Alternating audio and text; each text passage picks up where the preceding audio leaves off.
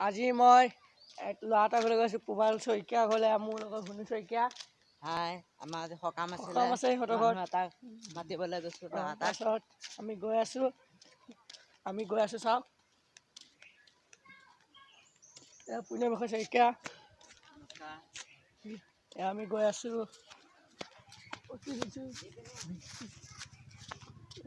আছোঁ। আমি ভিডিঅ'টো আৰম্ভ কৰিছোঁ আজি।